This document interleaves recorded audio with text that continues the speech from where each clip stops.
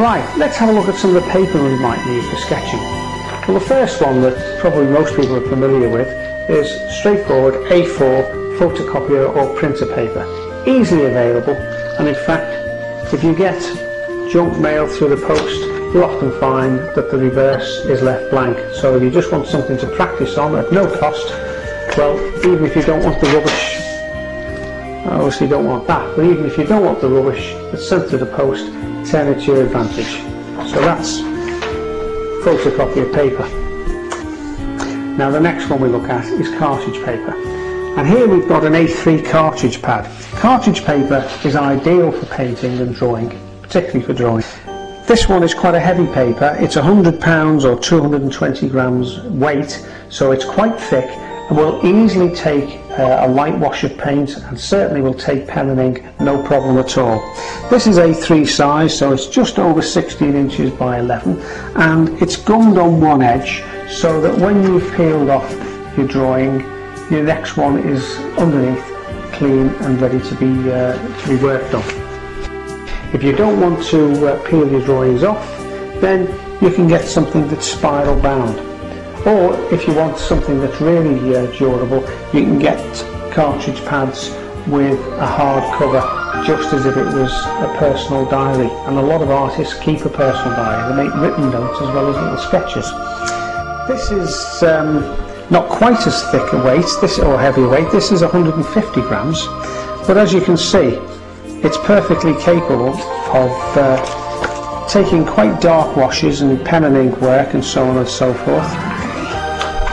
And it does that quite happily without buckling or cockling. And if you think, well, alright, I'd like to carry something around when I haven't got the space, well, there's one that's A6 size.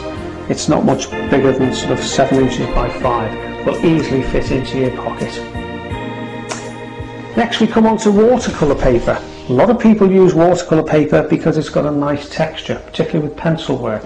Not quite as easy to use with pen work unless you're going to get a hot pressed surface, which is a very smooth watercolour, and that is great for pen and ink wash. And don't limit yourself to white. There's a tinted paper that happens to be A4 size and happens to be cream, but you can get paper now in any number of colours and tints, and actually one of the best sources I've found for coloured and tinted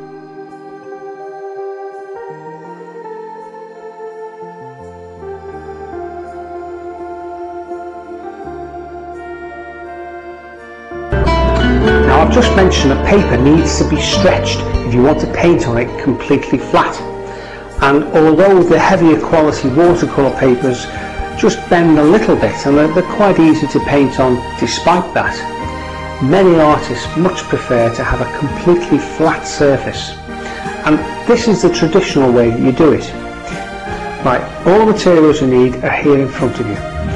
You've got some brown sticky paper, the watercolour paper itself, a pair of scissors to cut the brown sticky paper, some kitchen towel, some drawing pins which you may need, an old towel, and some water, and in this case a sponge brush, but any sort of sponge or cloth or brush will do. The drawing board that you're going to secure your watercolour paper to has to be a good, I would suggest a good ½ inch or 12mm thick. If you try and use masonite or hardboard, which tends to be about ¼ inch thick, the strength of this paper as it dries and shrinks is such that it'll actually warp the hardboard into a bow shape. Right, I've pre-cut 4 pieces of brown sticky paper, each of them a few inches longer than the width or the length of the watercolour paper. And what we're going to do first of all is to thoroughly wet the watercolour paper in a sink or in a bath, or if you happen to have a dish that's a little bit bigger than that, then fine, by all means do that. Put it into the water for no more than a minute. Now if you've ever pasted wallpaper, you know that once you've pasted the length of wallpaper, you have to put it to one side so it can stretch and expand, and that's exactly what you're doing with this, except you're using water instead of paste. Right, we've let the water soak into the paper for a minute or so, and I've just tipped it to one corner, let the excess water run into the dish. Now what I've done here is laid out the towel on the drawing board, just so that I can fold it over and give it a flying start by taking the excess water off. As you can see, it really is an old towel, but of course this is what you keep old towels for. Now I'm just going to bring that paper towel, towel over and just pat it lightly. Don't want to dry it completely, and we'll now put the damp watercolour paper, which is now hopefully thoroughly stretched and expanded, roughly in the middle of the drawing board.